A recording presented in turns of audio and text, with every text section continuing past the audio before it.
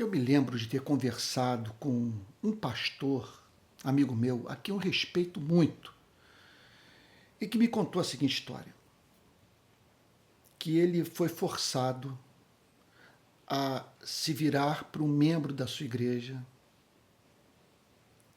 e perguntar o seguinte: amigo, o que houve com você? A impressão que eu tenho é que no decorrer dos anos você se tornou pior do que aquela pessoa que um dia eu conheci. O que você fez dos cultos, das pregações, dos congressos, dos retiros dos quais participou, dos livros que você leu, das oportunidades que Deus lhe deu de você se tornar uma pessoa melhor. É fato que pessoas podem se tornar pior depois do contato com a igreja. E veja, nem sempre o problema está com a instituição, mas com aquele que não soube se fazer valer das inconfundíveis manifestações da graça de Deus em sua vida. É o que nos ensina o livro do profeta Jeremias no capítulo 2, verso 21. Olha que texto cortante. Eu mesmo a plantei como videira excelente, da semente mais pura. Como então você se tornou uma planta degenerada como de videira brava? Portanto, aqui está o profeta usando de uma metáfora, a fim de dizer para a totalidade da nação o que havia ocorrido com ela. Deus havia investido em Israel para tornar o país luz para os povos. Contudo, a maior parte do povo não tirou nenhum proveito das impressionantes oportunidades dadas por Deus, a fim de que homens e mulheres expressassem o caráter de Deus na história. Então, uma pergunta carece de ser respondida por você e por mim. Veja, a passagem está falando sobre pessoas que tiveram oportunidade de viver uma vida transformada. O texto não fala de homens e mulheres que não tiveram acesso à verdade. Ele está simplesmente trazendo à nossa memória o fato de que nós podemos trivializar os meios de graça. Aqueles canais fornecidos por Deus, conducentes a uma vida mais bela, que expresse o caráter de Cristo. Então, essa pergunta nós precisamos responder. O que significa não tirar proveito dessas oportunidades oferecidas pela graça? Quando que a vida de um ser humano se encaixa nessa descrição feita pelo verso 21 do capítulo 2 do profeta Jeremias? Permita-me repetir. Eu mesmo a plantei como videira excelente, da semente mais pura. Como então você se tornou uma planta degenerada como de videira brava? Eu penso que duas respostas podem ser oferecidas a essa pergunta central. A primeira delas, menosprezar ou não tirar proveito dessas oportunidades concedidas pela graça de Deus significa fazer pouco caso dos convites e das advertências feitas pela palavra de Deus. Então, essa passagem está falando de homens e mulheres que tiveram acesso ao conteúdo da revelação, que tem como mensagem central o chamado de Deus para que homens e mulheres estabeleçam uma relação pactual com seu Criador. De modo que, mediante arrependimento e fé, se reconciliem com Ele, por meio do sacrifício de Cristo, o nosso Senhor e Salvador. E assim, portanto, passem por essa experiência de conversão, que significa um voltar-se para Deus em arrependimento e fé. Quando uma pessoa, portanto, se converte, Deus promete que ela será justificada dos seus pecados. Deus passará a tratá-la como se essa mesma pessoa jamais tivesse pecado.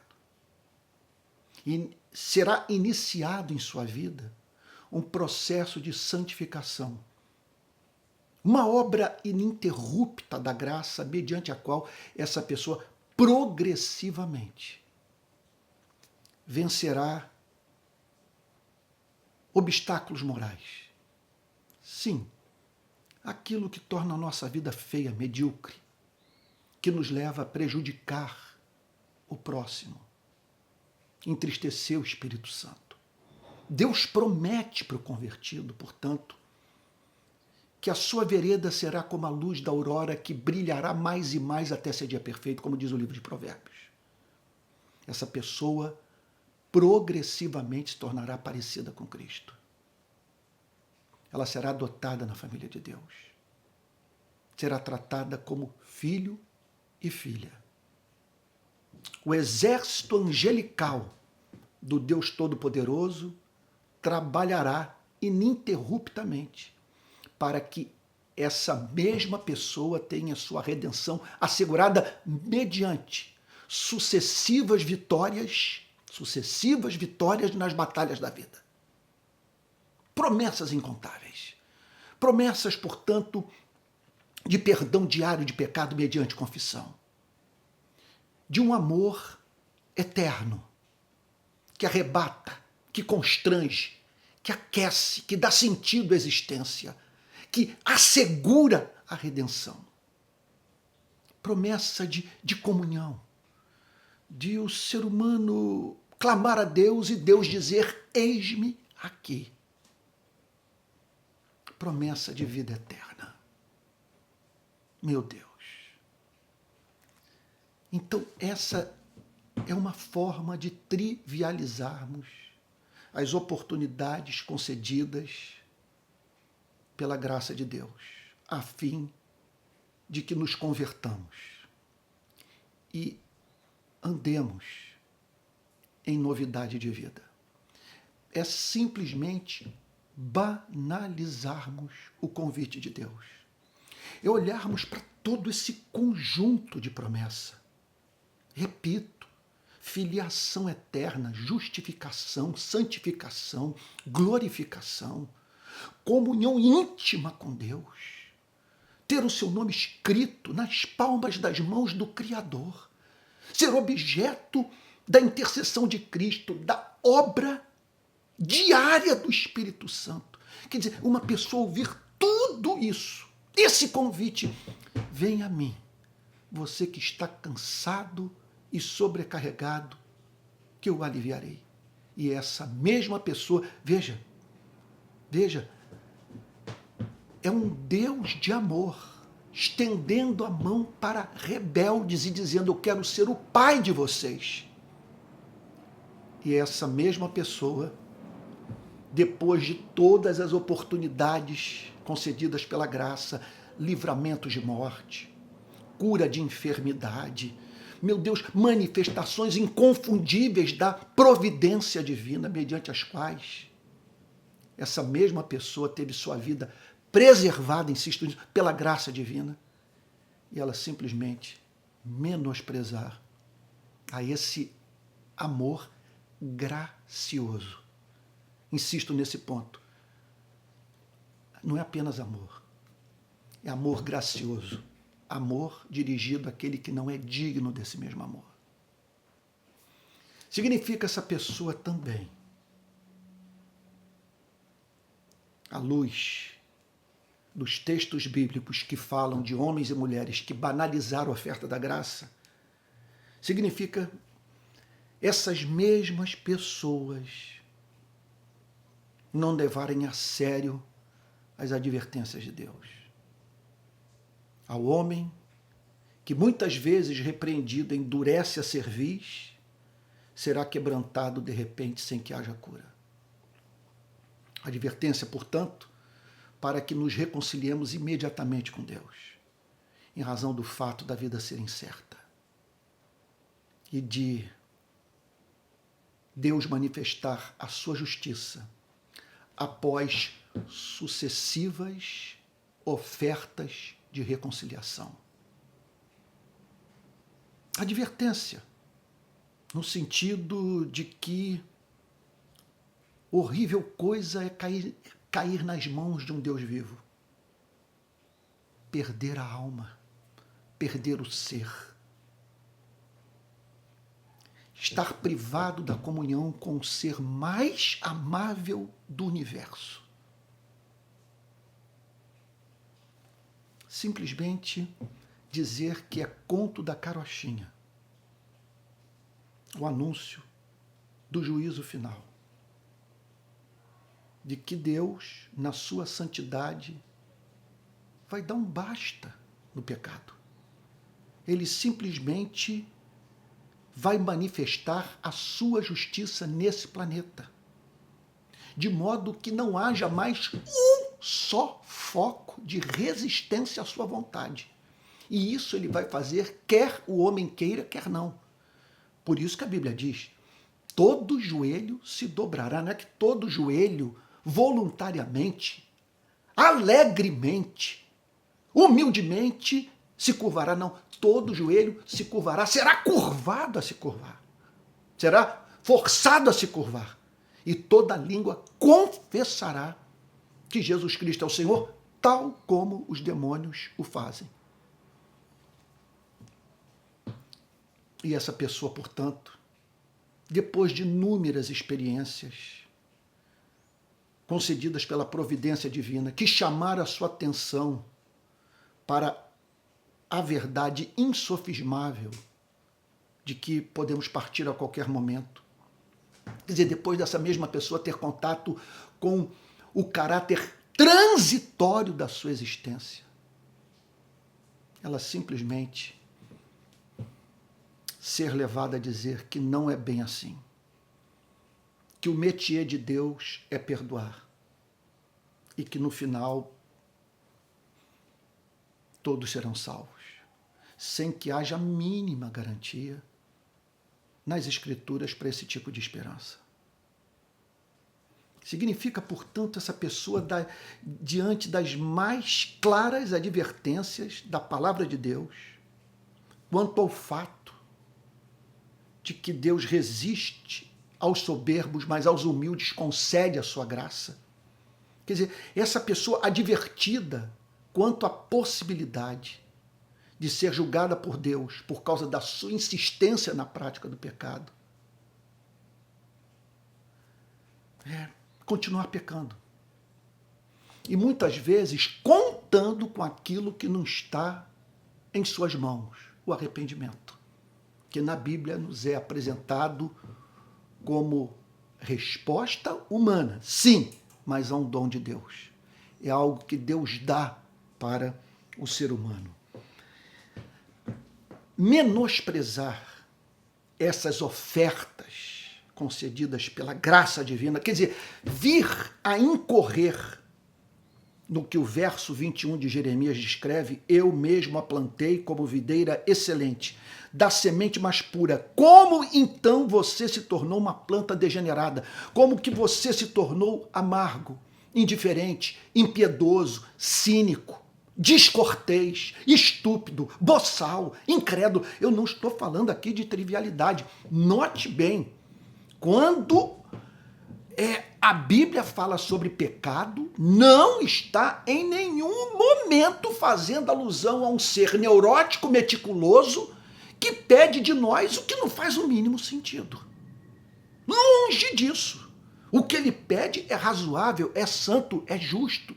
Ele pede justamente que não estejamos envolvidos, que não façamos aquilo que detestamos que seja feito contra a nossa vida.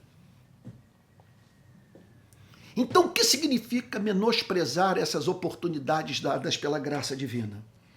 Em segundo lugar, eu diria que é a vida não corresponder aos frutos que costumam acompanhar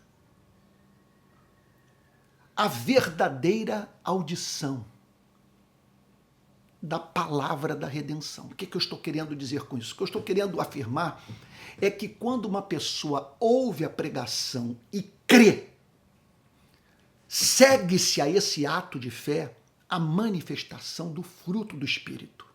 Mas veja só, segue-se a essa experiência as mais diferentes manifestações do caráter cristão, mas veja só, em especial algumas que têm íntima relação com a experiência da redenção. O que eu estou querendo afirmar? Como essa experiência de redenção é uma experiência com o perdão de Deus, essa pessoa, o verdadeiro convertido, tem a tendência de ser uma pessoa perdoadora, de espírito gracioso. Como essa experiência é um contato com a doçura de Deus, essa pessoa tem a tendência a se tornar, a ser uma pessoa igualmente doce. Como essa experiência é uma experiência com a paciência divina, uma vez que essa pessoa ela toma consciência do fato que só foi salva porque Deus a tratou com longanimidade, porque Deus não a julgou no período em que ela resistia à voz do Espírito Santo, essa pessoa tem uma tendência a ser longânima com o próximo. Então, quando o texto diz: como então você se tornou uma planta degenerada como de videira brava? O que ele está querendo dizer é o seguinte: você se tornou o exato oposto daquilo que a verdadeira compreensão do Evangelho, da palavra de Deus, torna um ser humano. Bom, permita-me fazer uma pergunta a você. O que você tem feito das oportunidades dadas pela graça divina para você se tornar uma pessoa mais parecida com Jesus? Isso é legalismo? Isso é moralismo? Isso é loucura da minha parte? Eu julgo razoável tratar desse tema. Sabe? Chamar homens e mulheres para entenderem que é uma grande ingratidão não aproveitarem as oportunidades dadas pela graça divina a fim de que cumpram a vontade de Deus em suas vidas. Em segundo lugar, qual a diferença que a sua vida faz hoje nesse planeta?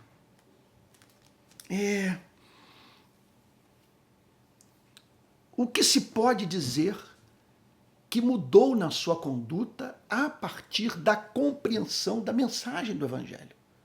Ora, a verdadeira compreensão da mensagem do Evangelho envolve, primeiro, o ser humano tomar consciência de uma dívida que ele não podia pagar perante um Deus santo e que anuncia que julgará os pecadores. Quando essa pessoa para pensar no que isso significa, ela desmorona. Mas em seguida lhe é apresentada a oferta da redenção. Que esse Deus quer ser o seu Pai, que esse Deus a perdoa gratuitamente e tudo que ele pede é arrependimento e fé, porque o seu Filho morreu na cruz pelos seres humanos. Morreu no lugar do homem e da mulher, a fim de abrir esse caminho de redenção para você e para mim. Aí fica essa pergunta: o que a compreensão dessas verdades causou na sua vida? Como que tudo isso se reflete na forma como você lida com as pessoas? e se relaciona com Deus. E o que falar da sua relação com os irmãos na fé? Você os ama? Quando você chega à igreja, ao lugar onde os cristãos estão reunidos, a esses momentos de comunhão, a sua vinda é celebrada porque você traz consigo o perfume de Cristo. Eu gostaria de orar, a fim de que Deus não permita que essa passagem seja a descrição do que nós estamos fazendo da nossa vida cristã. Que ninguém possa dizer para você e para mim, a impressão que eu tenho é que depois que você entrou na instituição religiosa, você se tornou pior. Você já foi alguém mais humano. Que Deus não permita. Vamos orar? Senhor querido, Pai de misericórdia, Deus de toda consolação, nós queremos pedir perdão por não termos sabido utilizar como deveríamos os recursos que nos foram oferecidos pela Tua graça. Perdoa-nos, porque nem todos tiveram acesso a esse privilégio. Nós estamos aqui agora confiando na sua misericórdia e na sua oferta de perdão a todo aquele que se arrepende e crê. Estamos correndo na sua direção. Pai Santo, como o Senhor Jesus nos ensinou no seu Evangelho, acolhe-nos, Senhor. Envolva-nos nos teus braços. Aceita, Senhor, o nosso retorno. E em nome de Jesus, ajuda-nos a retomarmos o caminho, Senhor, da santificação. Senhor, não queremos ser tidos como aqueles que foram chamados, mas não foram escolhidos, porque apesar de terem ouvido sua voz, trivializaram a oferta de salvação. Em nome de Jesus, assim oramos, com perdão dos nossos pecados. Amém. Amém. Olha, você acabou de ouvir uma mensagem do programa Palavra Plena. Não sei se você está sintonizando pela primeira vez aqui no meu canal. Eu falo todas as manhãs, às 7 horas em ponto, sempre trazendo uma mensagem bíblica, e nesses dias uma mensagem baseada no livro do profeta Jeremias. Tá bom? Tudo que eu faço é oferecido gratuitamente nas redes sociais. Agora, claro que tudo tem um custo e preciso de recursos para manter ministério e vida. Meu ministério, minha vida. Sabe? E aperfeiçoar todas essas ferramentas de ensino.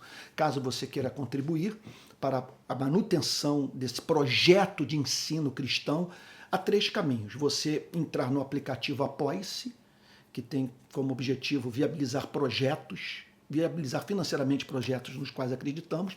Você pode depositar uma oferta nesse Pix que eu vou lhe dar, palavraplena@gmail.com, e por fim você pode se tornar membro do canal, tá? Do meu canal de YouTube, tá bom? Espero que Deus tenha falado muito com você nessa manhã de segunda-feira. Que teu coração tenha sido aquecido. E até o próximo Palavra Plena.